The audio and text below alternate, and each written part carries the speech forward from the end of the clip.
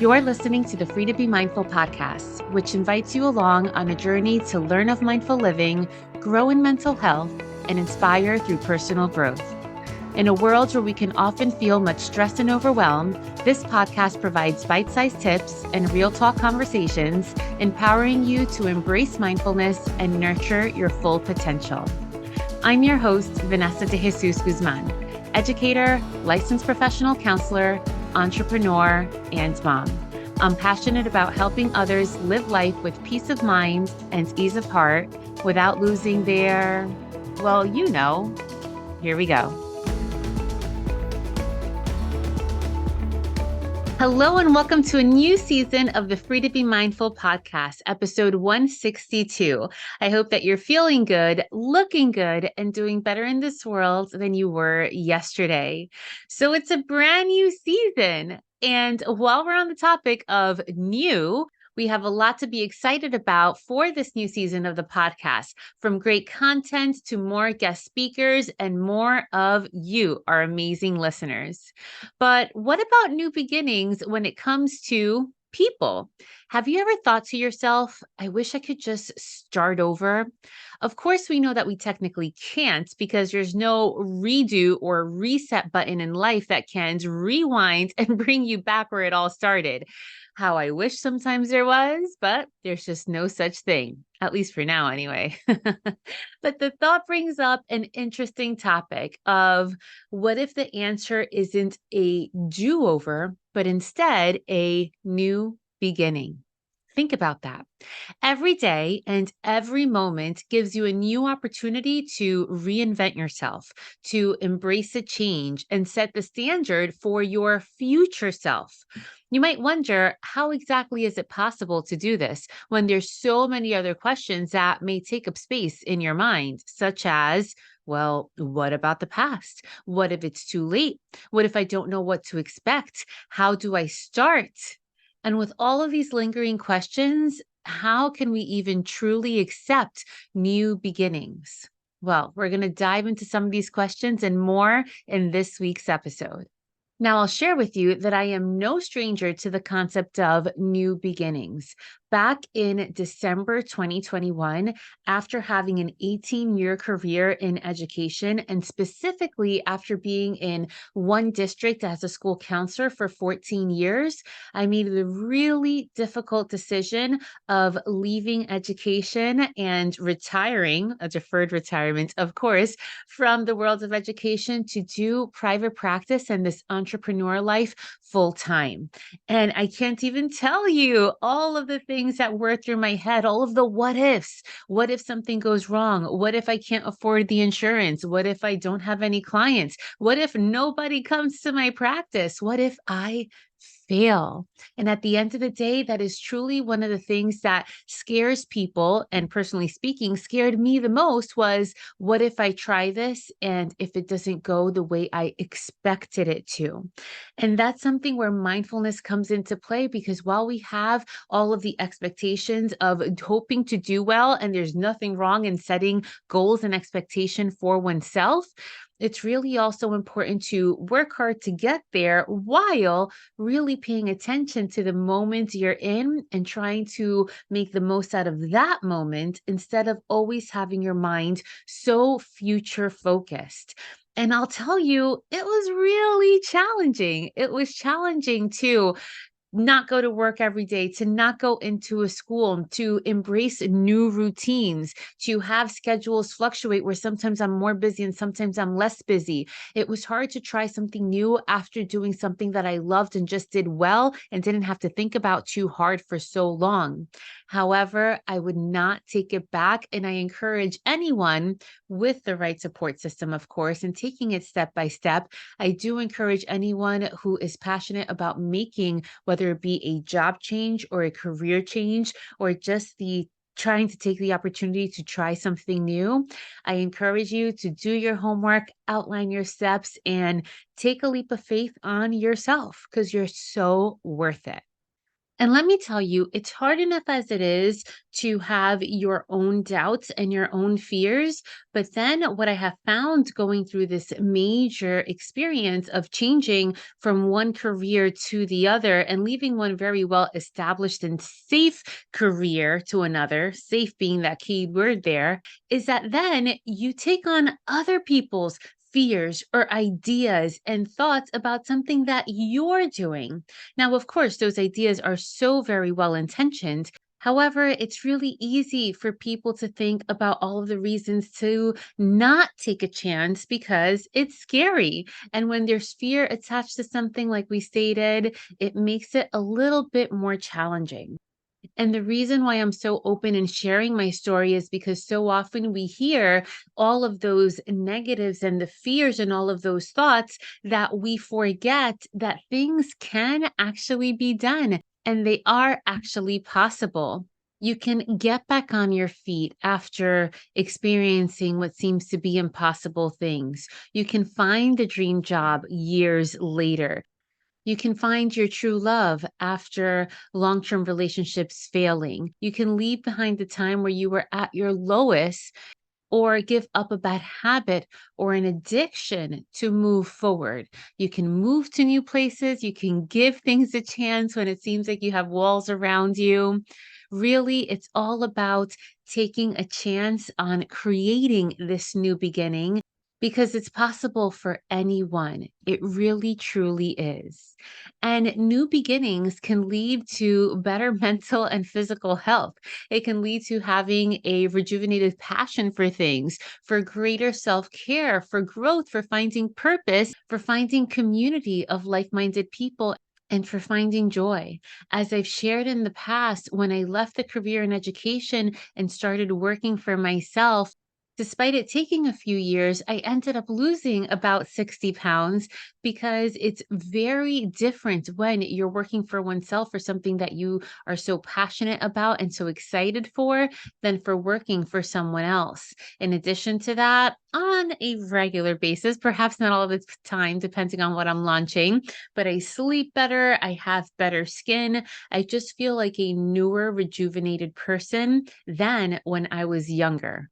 So remember that accepting new beginnings can also start with learning how our brain responds to change. There's an article published in Forbes that talked about how knowing prevents rumination and allows us to plan. And then not knowing triggers the brain to start running its predictive script by filling the gaps of missing information and creating suitable interpretations of the situation, AKA creating a new storyline.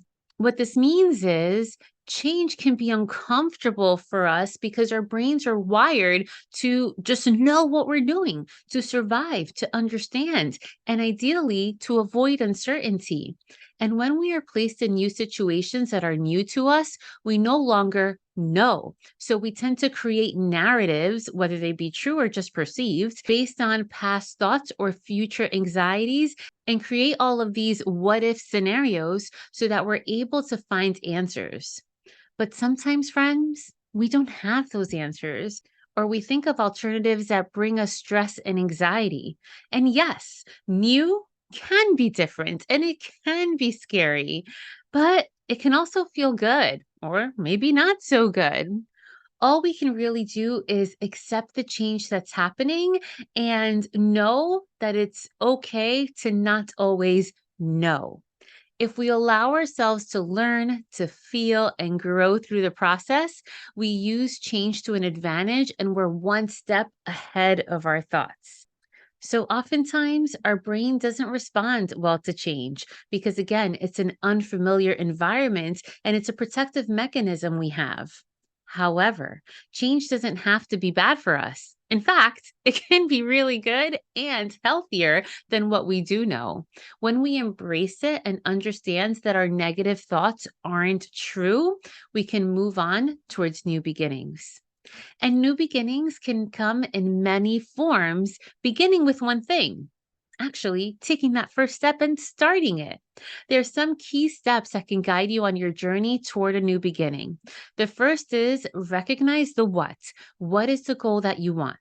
We don't have to completely start over to start fresh, and you can find your new beginning in the aspect that you're searching for, whether it be in a relationship, friendship, careers, or step towards making self improvements.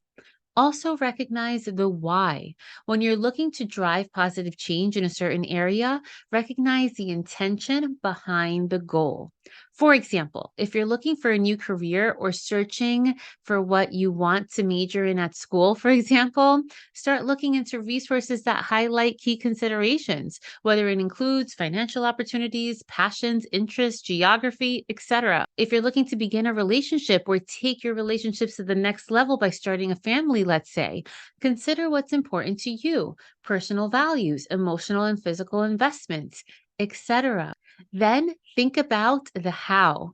Once you have that down, create an action plan for your new beginning. And this can be done through research, through a list of goals, through affirmations, reaching out to a support system, putting yourself out there to be seen. Whatever it is that helps your initial goal turn into action.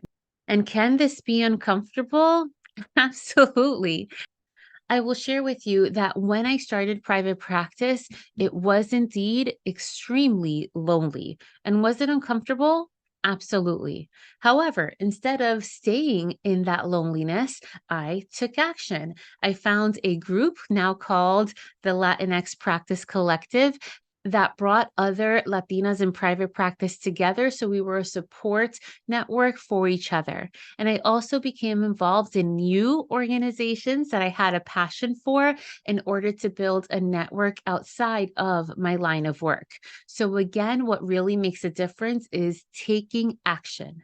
Having a plan for your new beginning can help show you three things: what your dream is, why you want it, and how you plan to reach it.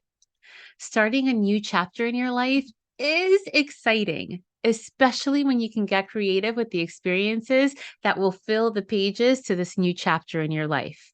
Because new chapters aren't just about the unknown and the scary, it's also about mixing it up and mixing in what you know to make it better.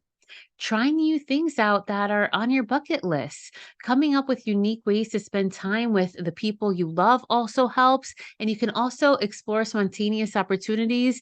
And all these ways really spice up your day to day lifestyle so that you don't stay stagnant or mundane. Something that I found really important is to give yourself the flexibility to not only have fun, but also to just go with the flow. Celebrate the little things before a huge change and find things that bring you peace and joy. Doing things that are a little bit outside of our comfort zones also challenge us a little bit and can bring on new creativity to help you along your new journey. Having this combination or mixture of what makes us comfortable and what takes us outside of our comfort zone is indeed the true balance in new beginnings. And when facing a new situation, it helps to bring up our past wins. All of us between 2020 and 2023 really came across a lot of new things. So many of us had to do remote work, which, yes, it was something to get used to a little bit, but it also gave us a great opportunity to work from home. And although if you don't put in certain steps, it could have felt repetitive and even anti productive if you're doing the same thing every day, just staring at your screens. But when you added in that non screen time, that taking the time out to go for a walk or take a class or learn something new, changing anything in your regular routine reduces stress and it can build motivation.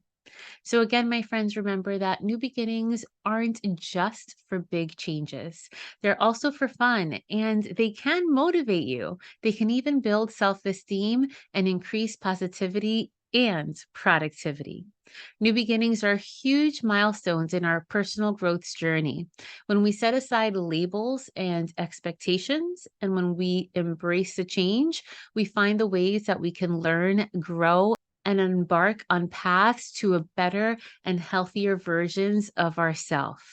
I love the path that I have taken in the past 2 years, and if somebody has the right supports, I would highly recommend it to anyone. My friends, we are excited to kick off this new season of the podcast with you and to learn about the little changes and big dreams that you have for your new beginnings in your journey. And of course, I'd like to thank you for coming along on my journey. On this season of the podcast, I'd like to highlight you and share tools that I love, which perhaps you can really benefit from. Today, I'd love to read a review from Jess Cavagnaro. Jess says, when listening to podcasts, I look for authenticity. Vanessa provides authentic and relevant content. I highly recommend it. Jess, I thank you oh so much, and I really appreciate your review. Remember, if you find it in your heart, I appreciate any rates and reviews that you leave on whatever podcast platform you listen to or on YouTube. You can find us there too. I now invite you to join me on the short guided meditation. So right now, regardless of where you are or what you're doing, I'd like for you to take a moment to reflect on the message that you just heard and really think about, is there anything that you've thought about, perhaps maybe that you've dreamed about, but have been a little hesitant to give it a try? Maybe it's something as simple as going to a new restaurant, or maybe some bigger choices like moving to a new town or a new state, or changing your career, or changing the relationship you're in.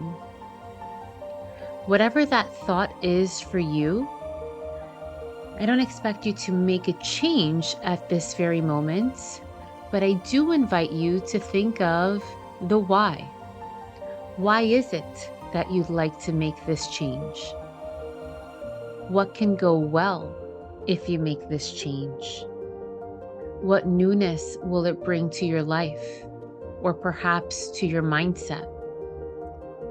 What are the possibilities that you'd be open to after making this change?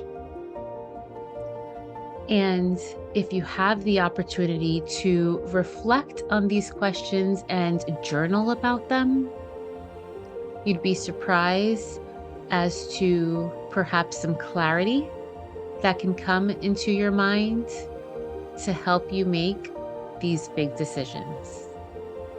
Wishing you all the best on this reflection process and on making a decision if you're ready to, and reminding you that, as always, in a world where you are free to be anything that you want to be, you are always free to be mindful.